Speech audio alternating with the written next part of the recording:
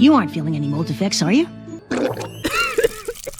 Deep in the heart of Equestria, something evil lurks. Friendship is being corrupted, brought to its feeble knees by the forces of darkness. And who can save every pony? No one. Who can read about the tragedy and get mildly perturbed by gore? Me, Daniel Profeta. Good evening, everyone. I hope you are doing well. You may notice that we have a guest in the background. That is because Bella is awesome and is in the background. So yeah. As of recording this, I am under threat of ice storms in the southeast. There might be anywhere between 3 and 12 inches of snow. 3 to 4 inches would be fun.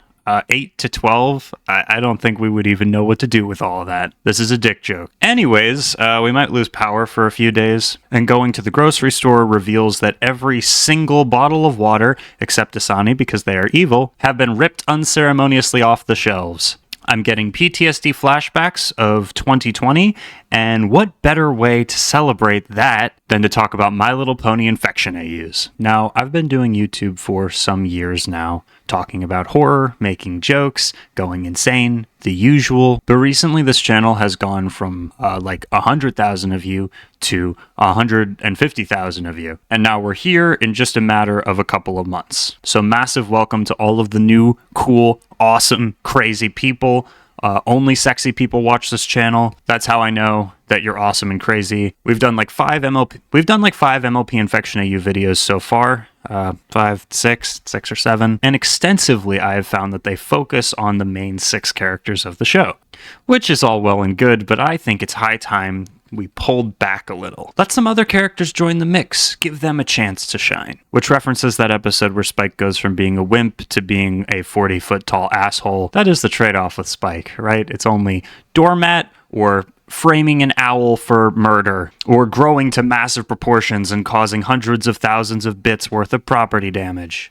There is no in-between. This series was created by Art Talomana on TikTok. You should absolutely go follow them and support their other art. Even just liking posts is something free that you can do to significantly boost your favorite artist's reach in the algorithm. Anyways, thank you for joining me. Let's dive in. Trigger warning for gore and disturbing imagery. The Dragon Plague, Part 1. Celestia looks very sad. Celestia, what the hell is going on? Has he turned to stone? Is he molting? I don't care. We don't have that much time. We must attack. Now. Kaboom. Kablow. Is this the end? I'm gonna assume no. That it's not the end just yet. The art is gnarly. Celestia vomits up white, oozing bile, her eyes bloodshot and narrow. I used too much magic. Keep breathing, sis. It's okay. Suddenly we hear a cracking noise. Whoa, that's terrifying. We immediately get to see an infected design, and it's kind of looks like a zombie, but with bloody, like, scales. This is Celestia. She is infected, sanity's at 29%, stress is at 100%, and is at stage 2 or 3 of the infection. If I had to guess, we're going to get more infection stage information as we go. Dragon scales on her butt and body, plus rotting chest. She looks very angry. And then we get some lore, like, immediately. Celestia worked tirelessly to study the causes of the virus in the hope of creating an antidote. She did not dare to enter into battles with the infected because she was terribly afraid of becoming infected herself and infecting her sister. Well, from that picture we just saw, I'd say that was a bit of a lost cause, eh, Celestia? Soon the fear of contact with the infected grew into madness. The reason was not stress, despite her stress being at 100%. As Celestia assumed, she was infected from the very beginning, having been in contact with Spike shortly before his plague awakening. Due to the high concentration of magic, the alicorn's body resists the disease for a long time. The realization that because of her, Luna and her friends in the palace would die completely broke her. She decided that once she died, she would take Spike down with her. And now, just as I suspected, we get to see the actual stages. Also, interesting point a commenter brings up is that they like that the creatures aren't specifically aggressive, which is a fairly rare take on the AU. And the creator responded, I think they feel too much pain to be able to run properly, and it's impossible to attack someone or be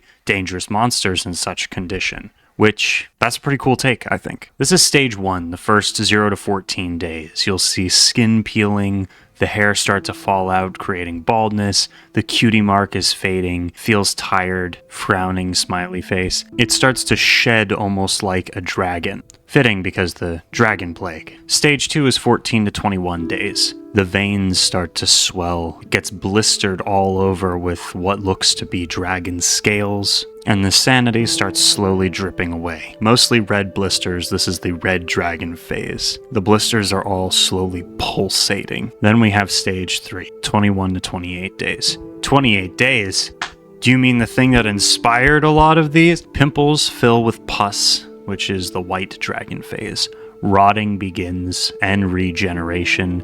Pupils dilate, it cannot see well in the light. The body doesn't understand which muscle to regenerate and may grow a hoof on the chest. She got hair instead, rotten organs. It's so creepy how the hair is like poking out through the rib cage, almost like a fuzzy coating over the intestines, hanging down from the cavity and dripping with blood. Then we have stage 4, which looks special. She still feels everything. She hurts no one and just cries from pain. Please end her suffering. There's some chaotic regeneration and we see eyes creeping up the leg. Her senses have become heightened and she will show aggression to any stimulus. They will end up wandering around Equestria, crying from pain, begging for death. It may seem that if you cut off a damaged limb, it could stop the disease, but it will not. The plague is already in your whole body, and you won't stop it. However, some unicorns try to slow down the rotting with magic, and then we see this. This poor innocent pony saws their leg off, kind of like we're watching Saw, and we see 3 new hooves, almost like claws, start to extend out from the bloody stump that remains. Her idea was to leave a small group of plague-worshipping cultists alive and feed on their fanatical love for her child. The plague. The plague was invented and spread by Chrysalis. She also knows the antidote magic spell. She forces the regeneration at the 3rd stage to work correctly, thereby healing the patient's body. Well, that's pretty cool. I don't know that we've seen Chrysalis pop up all that much in the AUs that we've covered thus far. This is also the first one to introduce this idea of a cult, taking advantage of the gullible, the weak-minded, the weak-willed. And here we have Starlight Glimmer, the high priestess of plague. The plague will make everyone equal. So similar to her views in the show of removing the cutie marks of everyone so that all people's abilities are exactly the same, Starlight here is trying to infect everyone with the dragon plague to make them, in her eyes, equal, or on to level the playing field. And we all saw how that turned out. The leader of the cult, crown of power made from the heads of those who betrayed the cult, covered her cutie mark with Celestia's face skin. Jesus, what? Chrysalis's small bitch. Heart, heart, heart. Huh. She has scars from plague. Chrysalis knew Starlight would be the perfect cult leader because of her ideas of universal equality. Having survived the first stages of the disease, Starlight became even more crazy. Then Chrysalis appeared to her as the Mother of Plague, TM, and offered to become the Messiah in the new world of equality. Chrysalis implanted a magic bug in Starlight's head to track her thoughts. Unicorns may be dangerous to Chrysalis's new world, as they may come up with a healing spell on their own. However, soon Chrysalis realized Starlight is as loyal as a dog and would never betray the cult. Chrysalis taught her then a healing spell in order to delegate to her the responsibilities of healing the cult members. And here we see her with the Roblox face thinking, Mama Chrysalis loves me. And what is going on here? What is all of this? Are they engaging in funny business? Is that what's happening right now? Why are you laughing? What are you laughing at? What are you giggling at? Are they engaging in funny business? The last slide said that Starlight Glimmer is Chrysalis's little bitch. That's crazy. And then on the final slide, we get a close-up of them embracing. Now, maybe I'm reading too much into it, but I mean, the cult stuff is really cool, though. Here we see Trixie, who is healed and has some sanity remaining. Trixie doesn't believe in the sex teaching. Sectus? Trixie, it's S-E-C-T and then a weird little dash there and then an S. So it's sects. I guess the dash is supposed to be an apostrophe to signify that it's the possessive, the sects own the teachings or are giving the teachings. Trixie doesn't believe in the sex teachings, she just wants to survive. Cadance treated her with the magic of love so she could easier accept her fate. Since then, she has no appetite. Starlight treats her well and even offered to become one of the high priests, but Trixie chose to break her horn and not to let Chrysalis's spiders get in her head. Her legs were once broken, so they are crooked now. Very afraid of her cursed cutie mark and covers it with a hat. Obviously has swallowed the propaganda, hook, line, and sinker. And then we see Cadance, the plague daughter. Oh my god. Copies of Flurry Heart are growing out of her body. Chrysalis hates her, but doesn't let her die. Bargained the safety of her husband and child for her life. With her magic, she makes non-believing ponies who come to the sect fall in love with the plague and Chrysalis, and so she allows them to stay. Cadance dreams that the future generations will live in a sweet lie along with the changelings, and she will no longer have to brainwash them with magic. Chrysalis cuts the mini flurries off of Cadance's bodies while healing her and makes a stew out of them for her special guests, Shining Armor and the real Flurry Heart. Alright, video's over. We're done. Goodbye. I'm gonna genuinely be sick to my stomach. That's so horrible. Holy shit. That reminded me slightly of the Shakespeare play. The really, really graphically violent one. Do not look it up if you're not familiar with it and you don't want to, like, trigger warning for, like, sexual assault and stuff like that. But Titus Andronicus, which was regarded by some to be one of the, like, first popular melodramas, at least in that, like, European canon. So she's making Flurry and Shining Armor eat their children, basically. Trixie found out about this one day. Perhaps that's why she no longer has an appetite. I wonder what it's made of. Just eat it and ask no questions, Shining Armor. This one's definitely one of the most disturbing we've seen so far. I mean, obviously Divine Swamp Fever, it's going to be pretty difficult to top that with just how creepy and get how much the art got under my skin. But this one's really giving, like, I don't know, creepypasta vibes, which is kind of how I've been treating all of these. They feel like, you know, internet horror stories, only it's a bit of fan fiction because it's, you know, because it's a zombie alternate universe of an existing IP. Here we see captured Luna. After getting their skin removed, they begin to get a little scaled due to the plague, and then the high priests heal them. Celestia and Luna supported the barrier over Canterlot, until Sombra, by the decree of Chrysalis, broke it, and fought with the sisters, but he did not have enough power to kill them. After that, Celestia and Luna were very weakened. The plague began to progress. Celestia went crazy and searched for Spike, considering him the heart of all troubles. Then, near Spike, she and her sister were captured by Chrysalis. Now the sisters are sitting in a basement next to Cadance and raising the sun and moon every day. Chrysalis treats them well to keep their fur glossy, and once in a certain period removes their skin. Because Sombra needs a new carpet and Starlight needs new cutie pants. This is terrible. I love it. Oh no! Here we see captured Celestia getting her facial skin ripped off. And what's awful is that Chrysalis keeps healing them over and over again. Now we have a new royal carpet and cutie pants for Starlight. Why aren't Celestia and Luna killed? Starlight and other unicorns from the sect are looking for a spell that will allow them to steal their cutie marks forever, not just for one day. Until then, they need to be alive. Also, with her magic, Starlight was able to resurrect Sombra, a trump card that allowed Chrysalis to break through the sisters' barrier. However, Sombra wouldn't want to serve Chrysalis, so Starlight sealed away most of his powers then. She's able to do this because Sombra is like her undead familiar. Sombra, with his ambitions, is still dangerous for Chrysalis, but it seems like he was appeased with carpets, and he really enjoys mocking weak ponies. He seems to be having fun, and almost forgot about his intrigues. One thing that I really like about the art is that while it's, you know, obviously super fucked up, it's also got, like, kind of this playfulness to it. A lot of the expressions are kind of just silly. It's not taking itself too seriously, and I don't know. I like when artists do that. I also like when they don't. So, I just like art in general. Here's Starburst, another high priest of plague. He was promised power and strength, and he, with his complexes, took the bait. Complexes? What are you talking about? He is still unhappy, but he has been convinced that he is happy. Asks Sombra to test his spells, no one else gives a fuck,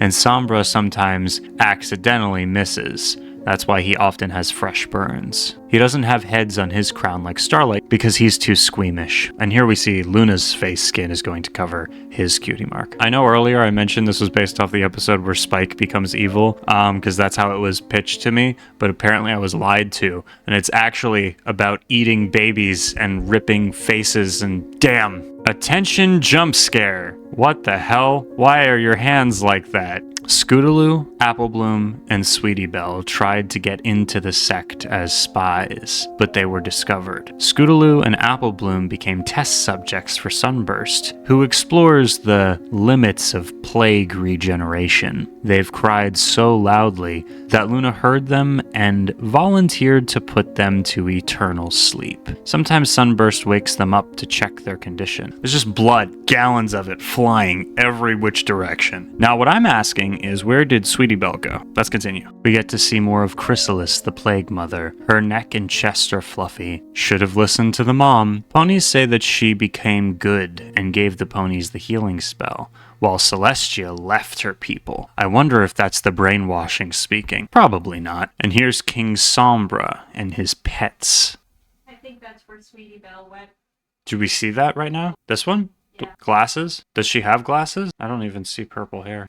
I believe you though. Why is he pulling them around on chains like that? Chrysalis has a lot of anger towards Celestia and her people. She cannot forgive Celestia for the scars, holes on her body, and the imprisonment of the swarm in the crater of a volcano. Chrysalis's actions combine her anger towards the pony race, fanatical love for her people, and her desire to be the best queen for them. For the swarm, she is a mother, and for ponies, she is a goddess, in whose hooves are their fragile lives, and she gives these lives to her children. To lead the cult, she came up with a legend that it was Sombra who was the culprit of the epidemic. He took advantage of the chaos caused by the plague dragon gods and overthrew the alicorns of Equestria. However, Chrysalis and the high priests were able to take control of the monster, and now they are looking for a way to destroy him without the elements of harmony. That's why Sombra's walking around the settlers. Chrysalis realized that she needed the love of ponies,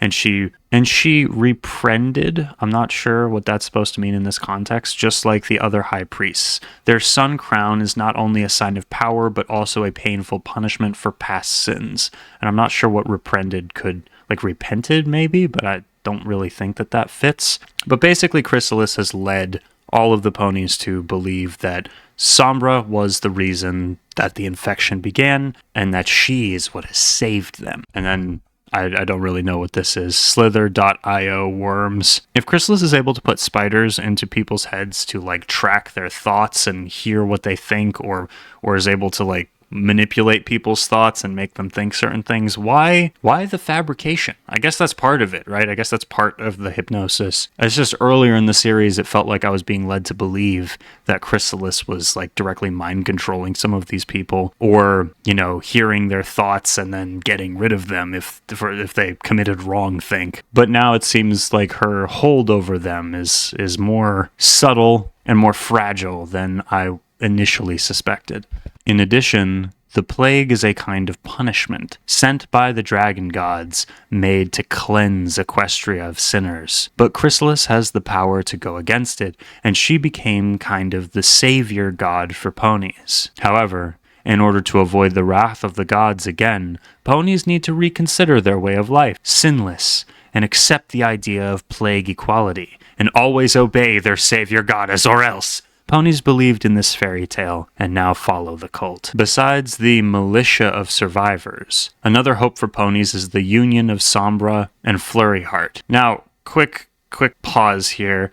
I went into the comments because quite a few people were like, what do you mean by union? Flurryheart is a like a child or a baby even. And the creator clarified union in the last slide is not intended to mean like marriage, but is collaboration, and that was a poor translation on their part. Because Sombra cherishes a plan to overthrow the old bitch Chrysalis, but because of Starlight, his hooves are tied. Flurry, who is being raised as a successor to the High Priest, can become his hooves, with the help of which he will raise an uprising. And Flurry, who knows, maybe the desire to return the pony's freedom will awaken in her heart. He acts like he's good.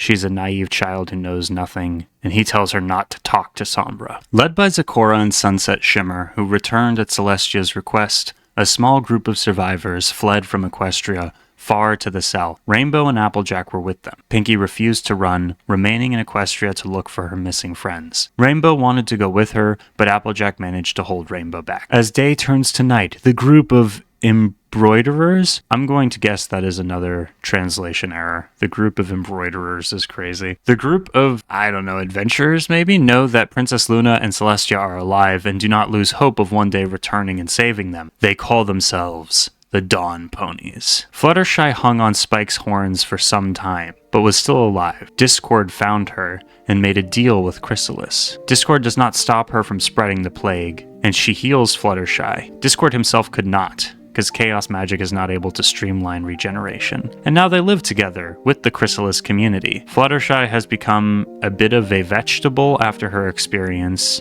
and it seems to her that everything is fine because Discord is nearby. Pinkie was heartbroken and refused to flee with everyone, returning to the infected Ponyville. While she was dying from the virus, Fluttershy's animals found her, and now she lives with her in a sect. She continues to entertain her friend and other ponies in the sect, although she turns out to be internally broken. All right, so I'm recording an opening bit because I missed one part of the AU, and my amazing editor Bella is asking me to really quickly fill in that gap, and I'm not home. So first off, the artist put in the description of this slideshow, Spike is one of the first to become infected with an unknown disease. In some days he grew up, became very strong, and caused a disaster in Ponyville. However, it seemed to him like he was doing good things because uninfected ponies seemed to him like terrible monsters. The infected or dead ponies seemed like friends. The infected or dead ponies seemed like friends to him, and so he flies them around on his back or horns in search of Applejack and Rainbow Dash, and they're just spreading the virus as they go. There's also some ponies who would actually like Spike and other creatures to infect all of Equestria, and those ponies call themselves the Dragon Priests, and that is important later. Here we see Spike. He is infected, aggression 100%, hunger 100%. He just wants to be with his friends. Sad, frowny face. This art is insane. He went crazy and killed those who tried to help him and hung them on his horns. He talks to them from time to time, and he thinks that they reply to him. Like it said, dead ponies seem like his friends. Particularly insane to me is that he got Twilight. That's awful. All right, that was all that I missed. It was really important context, though, at the beginning. Back to the video I recorded. Thank you for watching. After molting, infected Spike grew wings and was able to fly around all of Equestria in search of friends, infecting almost the entire population with the virus. However, in races other than ponies and dragons, symptoms are not expressed in any way. He was never able to find them, because Sunset was hiding a group of refugees with magic. After that, he flew somewhere far into the mountains and disappeared. Perhaps he is already dead. Then we get to see some bonus sketches. And the artist says, "Thank you so much for staying with me. I'm very grateful to you for your feedback and interest in my work. This was the last part of the AU. You can take my idea as a basis and make your own options of the further events. Don't forget to tag me, please. I'm returning to the usual posting of content about my original characters. I have already talked a little about it on my account. You can check it in my playlists. I'd be very grateful if you continue to follow me. My OCs will probably also interest you. And yeah, the OCs look cool as hell. There is a dragon in Chrysalis's basement. She gave him a whole mountain of gold and he doesn't leave. At the same time, he guards the captive alicorns. He loves to pull Celestia's tail because she reminds him of a shiny gemstone. Damn, Celestia really got the short end of the stick here. He asks Chrysalis not to make carpets out of her too often, because after that she is no more a gem, but more like a plucked chicken. Fantastic. Attention jump scare. Oh, poor Pinky. Look, now I'm as scaly as you. I'm a crocodile. Why didn't you sail away with them, dummy? She wanted him to deliver a letter to her friends, but he never left her side. A heart grew on her back, and her body was covered with veins. Jessie, you are a fish. And thus concludes the Dragon Plague, My Little Pony AU. Holy shit, that was so graphically disturbing. My god, that was probably the most, like maybe not the most bloody or creepy, but definitely like the concepts of the face being ripped off or the organs regrowing weirdly. All of the body horror stuff was very, very over the top and very fun. I particularly liked how Sombra and Chrysalis were like the main focus here, and also how there was no happy ending to this one. We got an actual ending, that's fun, and it was awful, terrible, horrific. One thing that's interesting is the line, "Discord does not stop her from spreading the plague." Does that imply that he was able to, and then like he's just kind of hanging out around Fluttershy, who no longer has like the ability to think for herself? Like that, the implications there seem really messed up. I'm not sure if that was intentional, but like, was he the thing that could have stopped Chrysalis and he just chose not to in service to chaos and also being able to control Fluttershy? The creator also clarifies in a couple comments that Twilight was killed by Spike way earlier, back at like the opening when all of this started, with Spike becoming what he was and Celestia trying to stop him. Terrifying, horrifically disturbing, and yeah, that basically sums up everything that I like. So thank you to the creator for making this amazing piece of art, this amazing story. It was edgy, it was gory, it was perfect. I hope to see you guys in the next video, and before I go, I would like to really quickly say thank you to the people who are supporting me on Patreon. It is thanks to you that these videos, that I'm able to make more of them. So thank you. I really appreciate you. If you'd like to get access to some behind the scenes content and also just want to support the channel, consider joining the Patreon.